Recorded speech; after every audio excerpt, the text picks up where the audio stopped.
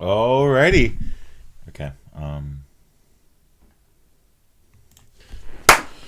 Hello, everybody. Welcome back to the second power ranking and episode review of season 7 of BattleBots, and I'm sort of changing up the format as we're going along. I actually am going to do the power rankings well in this video, sort of giving you a peek into what I think, where I think the power rankings stand.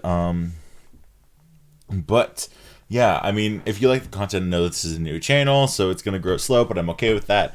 But if you are enjoying the content, please highly consider subscribing. It's free, and it just helps a young creator just do what they want to do, and that's make podcasts for you guys. So let's start off with the opening fight, which was Hypershock and Sawblaze. I mean, as you see here in the tier list, we have great win, good win, win, good loss, loss, bad loss.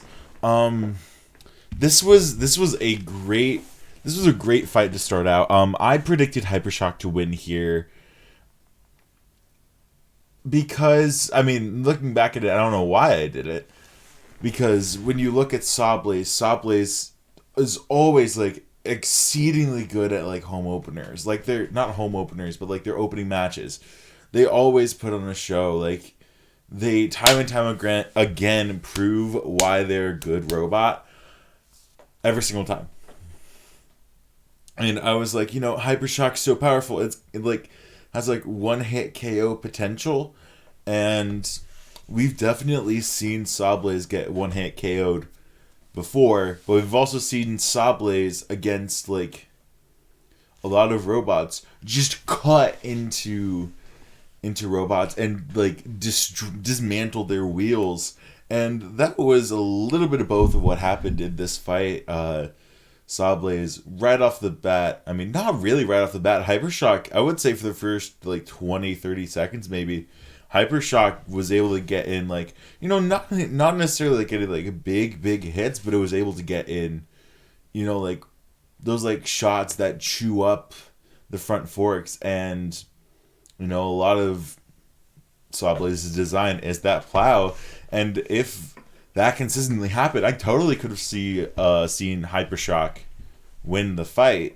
But then Hypershock got flipped upside down, and everything changed. Everything changed from that point on.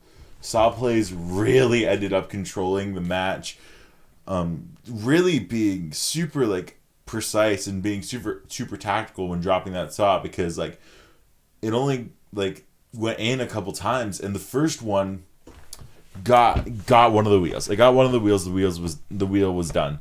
Another shot, maybe like 20-30 seconds later, gets the other front wheel, making it way more harder to drive. And then obviously that last hit got the robots stuck together into one incredible amalgamation of what was it? Hyperblaze? Oh, I ship Hyperblaze. Hyperblaze is now my new favorite robot, and none of you can yell at me or make fun of me in the comments for it. Hyperblaze is absolutely incredible, and I won't take a no for an answer.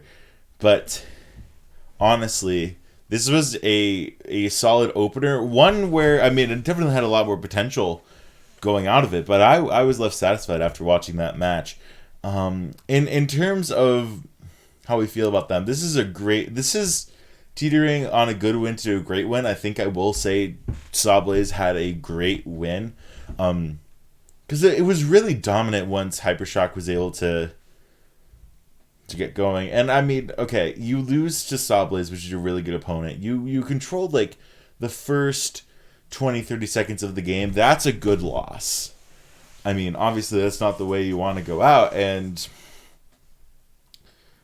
I mean, it's not the way you want to go out, but it's definitely real. It was a really good fight from both robots, and I think both are poised to like for Hypershock to start a win streak, or Sawblaze to continue a win streak.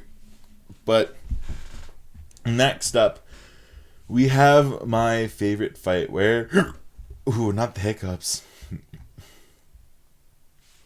We have two. There they are. We have Fusion and we have Emulsifier. This was a match that I had Emulsifier winning because of, you know, the chronic smokerness that is Fusion. Fusion just smokes so much. It's ridiculous. It needs to stop smoking and catching on fire and having its BattleBot be used to roast marshmallows. But I will say, their solution worked. I'm not gonna lie. I was clowning while watching it. I was clowning on the fact that they're like, oh, our thing runs hot. Let's put it in next to our horizontal spinner, and it becomes a fan. And I'm just like, yo, they're really thinking like building a PC, because when you build a PC, you have the CPU, and then you have this giant ass CPU cooler on it to cool it. It was almost like that. It's like you have this little tiny speed controller, and then you have a giant ass fan in air quotes doing it, like making sure it's cool. I mean, it worked. It kept the robot moving, but it also failed in making the robot not catch on fire. But honestly, this is my favorite match of the entire night. It was very much a tale of two halves. One was definitely stronger than the other. I will say I think the judge's decision was correct at the end of the day of giving the win to Fusion. But Emulsifier for a rookie, for having its first battle, Emulsifier did really well. I was really worried after like the first minute Emulsifier would just be out. Like there were partially like some of the time where the spinner wasn't spinning up properly, and it was just like taking these like admittedly really big shots from Fusion from both its vertical spinner and its horizontal spinner. And what really was their saving grace, and why my belief why they made it a full 3 minutes, was the fact that they split their tank treads into two. Because like early on you saw that like their outer tank treads went bye-bye. They said adios. They weren't there anymore, but they were still able to drive because the inner ones still existed. And in that moment, I was like, oh, Emulsifier is going to come back. And come back it did. It was peeling up armor from Fusion, like the top armor. I was surprised it was even able to, because like their wedge was like visibly fucked. Like it was pretty fucked up. And I was like, you know, Emulsifier isn't getting a ton of hits in, but it's chewing on Fusion, and Fusion's weapons stopped working. And then I'm just like, oh, this playing field's a lot more even than I think we expected when watching the match. It was very interesting because I feel like most of the BattleBots community was just like, oh yeah, Emulsifier is going to win because Fusion went on fire. And then Fusion went on fire and then still won anyways. Like, while watching like the first like minute or two, you're like, oh, Fusion's winning this. And then you're like, wait, it's a toss-up. Either one can win. But it was a great match, and one where, yes, Emulsifier lost. It's a good loss. I should make a great loss category, and Emulsifier should go in great loss. And then this is a good win for Fusion. This isn't great. You still need to deal with the heat problem. That's what you still need to deal with. That's not the main issue. But when it comes to power, when it comes to like actually winning a judge's decision, it was a good win on that behalf. I think after this, when we go into my rankings, I think you will see I'm going to more than likely end up put both of them in a higher spot, even though Emulsifier did. I don't think I put Emulsifier low, but Emulsifier did a lot better than I expected based off of reliability alone. And next up, we have certainly a fight of the season. Where's Valkyrie? Mammoth and Valkyrie. I had a lot to say about the past two matches. I don't know if I'll be able to say as much this match. It was quite boring, wasn't it? It was pretty boring. Not to hate on either Valkyrie or Mammoth, but this wasn't a great match. This is probably my least favorite match of the night, which is sad to say, because I mean deep down I love Mammoth. You know, Tall King support Tall King. I love Mammoth. Such an unorthodox design, and it doesn't really do like the best, you know. But I mean, I wasn't even expecting Mammoth to win. I was expecting Valkyrie to tear it into bits, chew it up, like chew up the little forks instead of getting stuck in the forks. I expected like tires to go everywhere and like bottom stuff to go everywhere, and like have Valkyrie break Mammoth instead of Mammoth breaking Mammoth. You know, Mammoth was its own worst enemy in a lot of ways. Worst enemy, and Valkyrie was its own worst enemy in a lot of ways. You can really see sometimes the not the problem with passing the torch, but like it wasn't a smooth transition from the old leader to the old captain to the new captain. This certainly was a win for Valkyrie. This was a bad loss for Mammoth because it broke itself. There's like nothing else you could have done. Like there's nothing much I can say on like what like positives other than like it got, you know, we'll bump it up to a loss because of how the beginning was. But I wasn't the most impressed, to say the least. Now we have Mad Catter and Whiplash. I mean, I picked Whiplash because, you know, Matty Vasquez is such a great driver. I mean, but so is Mad Catter. Mad Catter also is a really good driver as well. But I was just thinking, you know, ground game, you know, Whiplash is going to carry. And Whiplash, you know, did win the ground game. And I think this match plays totally differently if Whiplash has their spinner working. Because, I mean, it would actually be able to respond to some of the shots that it took from Mad Catter. I don't know why the spinner just like locked up. I don't know why the spinner wasn't working. But it really showed that reliability. The reliability has been so consistent, and you know, I feel like Whiplash, I'm not necessarily going through an identity crisis, but it didn't look good. And Mad Catter so far has the shot of the season, like the hit of the season. It almost reminded me a lot of the Cobalt. Like Cobalt just had one hit on Whiplash, and Whiplash was done. And I think people are starting to find that, like, you just get one big hit on Whiplash. Yeah, Whiplash can take like the strong medium sized hits, but if you just send it up in the fucking air, it's not looking good for Whiplash. I'm not hitting the panic button, but I'm not hitting the panic button. Wow, but I certainly have reservations about Whiplash. I don't feel good about it at all. And next up, we have Banshee versus Switchback. One, I think, where underperformance for both robots are the thing to say in this match. I mean, it's sad to say it, because Switchback went through the biggest glow up of 2022 to what it looks like right now. Like, it looks fucking sick. It looks great.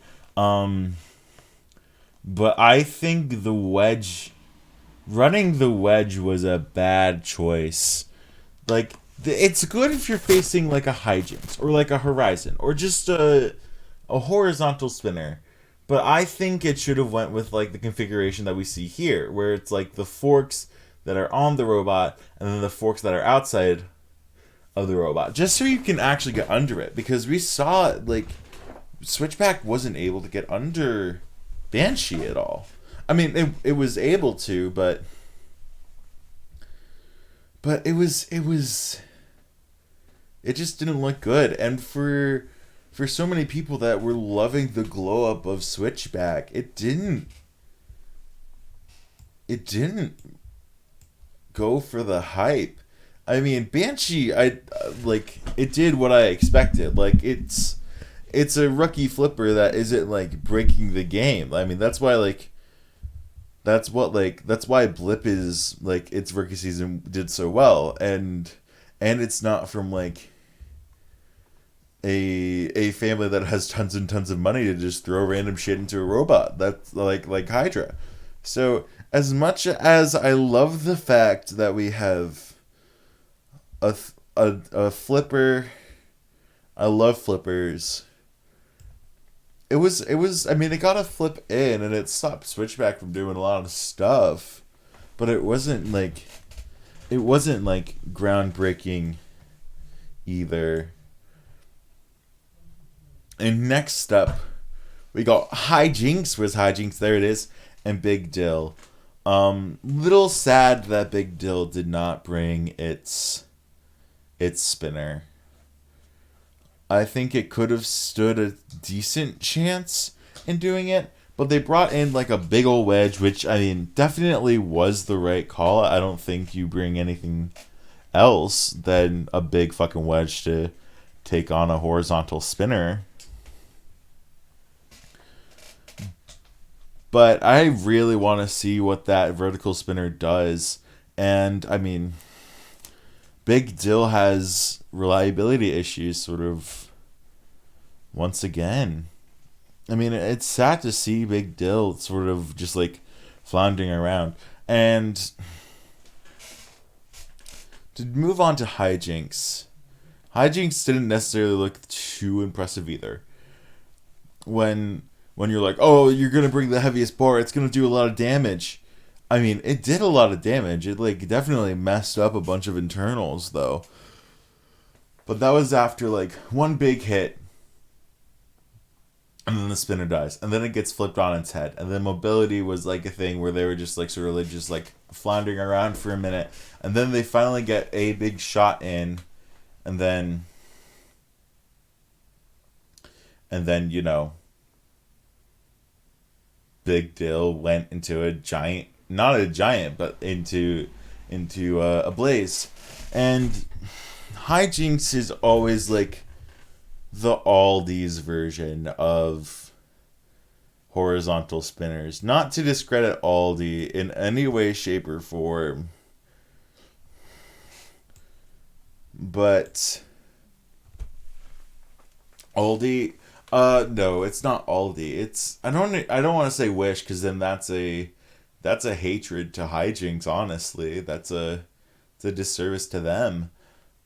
It's the Walmart generic brand of horizontal spinners. That's what it is. You look at it and go, huh, yes, that is what it is. That is what it is. Advertising, it is a horizontal spinner. Can it do anything else to be a horizontal spinner? Can it do like a shit ton of damage that we come to expect from a horizontal spinner? I mean, it can. But then it has to slow down and then spin all the way back up again. Hijinks is certainly a bot, and love Jen Herkenroder. Love her vibe. Love how colorful Hijinks is, but it's quite a mid robot, at all things concerned. And I am sad about this fight. I am sad about Blip and Endgame. Not because, like, Endgame won. You know, Endgame got a big shot in. Endgame said, yo, what is our wedge game? And then just did rock, paper, scissors with Blip. Both picked rock. And then instead of just redoing it, Endgame was like, fuck that. I'm going to do a better version. And then threw the rock at through their rock and Blip's rock, and then Blip's rock broke. They both brought piano key wedge designs, and Endgame got lower than them. I think the main factor why they got lower than them is because they also, I mean, it's a little obvious, but they also said the fact that they brought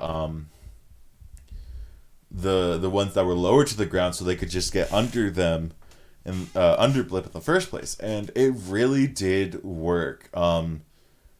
Blip's piano keys just got broken like into a million pieces, and Blip couldn't do much after that. Endgame got a big hit in, and if their spinner kept on going out, I could totally see this being a KO, and that's the one. That's the one reason that's sort of holding Endgame back from having a great win, is because their spinner just locked up out of nowhere. I don't necessarily know why. I'm just a viewer of the show, and I'm not in the annals of like the Reddit threads and whatnot. But Endgame has a good win because it is Blip, and Blip is a very good robot. Dare I say this is a bad loss for Blip. We saw no flips happening. We saw their piano's key strategy that, I mean, to my knowledge, originally came from them, just be outmatched by Endgame. Like, Endgame just did it better. And as Blip is one of my favorite robots, it's certainly, I'm like a disappointed father. Right? Like, I'm just like, it's okay, son. I'm not mad, I'm just disappointed. I'm not sad, just disappointed. There's not much I can really say about this fight. I mean, Endgame dominated it the entire time. But this could have gone way differently if Blip was able to get some flips in. It's one of those what if moments, with like what if matches where we're just like, okay, what happens if Blip's keys don't break? What happens if, they like Blip ends up getting a flip and the weapon is down, so they can't self-right with that, and their like actual self-righter is down. What if that happens? Like, it's a match that left me like enjoying like the fight for the first minute and a half, and then completely dissatisfied for the rest. Because I mean, I am a Blip fan, and it's sad to see my boy. It's sad to see him lose. But those were my thoughts on the matches. Now we go on to the power rankings. So I sort of did this as it's kind of weird. It's not in the actual order of the fights. It's sort of going through like, I tend to go through this top through bottom. And I was just like, let's just start with the top and work our way down. Starting with Endgame. I mean, Endgame is knocking Witch Doctor out of that number 1 seed for sure. For sure, it's taking the number 2 seed. And as you see, Endgame bore 4 before this match was the 2 seed. It's going up to the number 1 seed. Blip was the number 4 seed. Does this knock it out of the top 10? That's a great question. I'm going to fill out the rest of this before. Especially, I mean, Mad Catter is going to get its entry into the top 10. Sawblaze is moving up as well. I think Sawblaze is going up at 4 here. Like, this was a good win for Sawblaze. Like, a very, very strong win when you just look at it. Like, it's not going to have a... Like, it has Lockjaw after it, but it doesn't have another vertical spinner of that, like, power for the rest of the regular season. Mad Catter, I think I'm going to put at the 9 spot for now. It seems a little too low. We might move it up a little later. But actually, yeah, let's move Hydra and Mad Catter up one. Oh no, we move it up two. I think we move it up two. Blip is gonna be low on this list. We move it up two just so we have space. Yeah, Blip might be out of the top. I don't think it'll be out of the top 10. I think it will get the 10th spot though. When you look at it.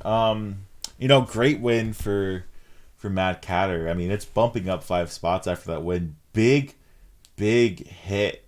But I don't know. It's going to be wavering in this sort of like 10 through 6 range because it's not facing like anyone like incredibly strong. I mean, it will face Riptide. Riptide's gonna move as a result of both Whiplash and Hypershock going down. Hypershock's probably gonna be the biggest, like, take the biggest hit out of all of these. I think Hypershock is 12.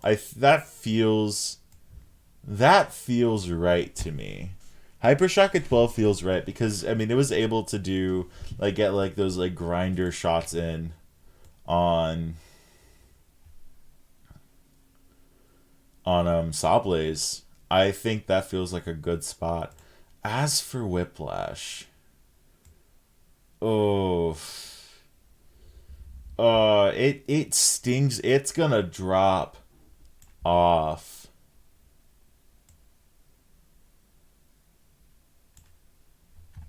I mean, I don't like this. I think this is where it's gonna go, though.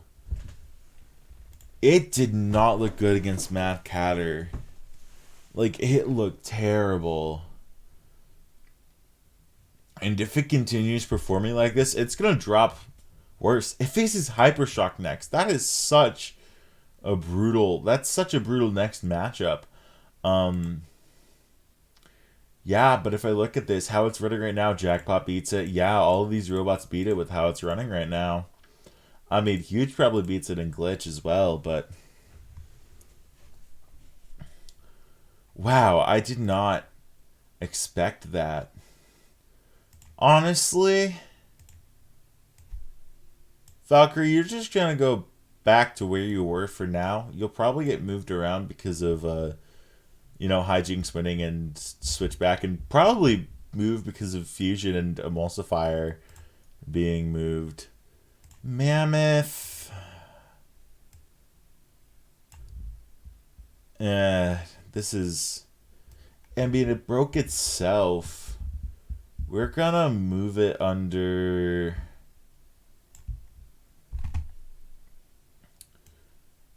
We're gonna move it under Ominous. We're gonna move it to 40. I believe that feels right. To say the least. It has Star Child next, which is 50th and will always remain 50th.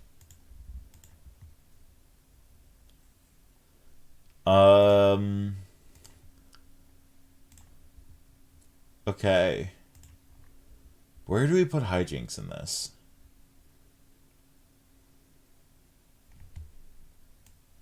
It wasn't a great win. I might penalize it for winning.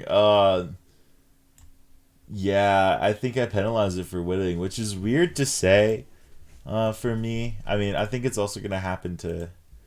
why don't we get Fusion and Emulsifier? Because I feel like that's where a lot of the movement is going to happen. Alright. Where does Fusion go? Where does number 37 go? Speak to me. Actually, no. Lockjaw is too low.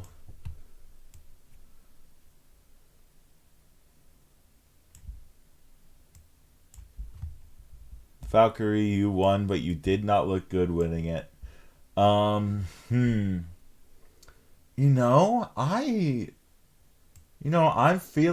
feeling Fusion right now.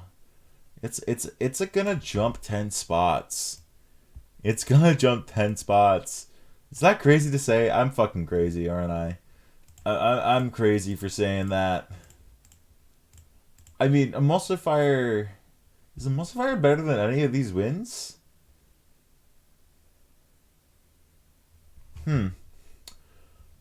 Well, okay. Let's go for Emulsifier. Emulsifier is better than Gigabyte, for sure. I think Emulsifier goes up to 36. I mean, this is a solid loss. There's a lot of potential that can go on with Emulsifier. But next up is Switchback. We might put Switchback ahead of Emulsifier, just because it won over Banshee. Is that really what I'm doing? Do I put it under or above Emulsifier? I think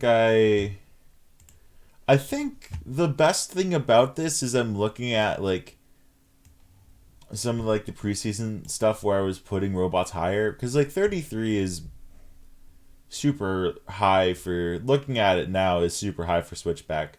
Putting Fusion at 37, while it's a little bit low, isn't like crazy low either. But it's really ironing out my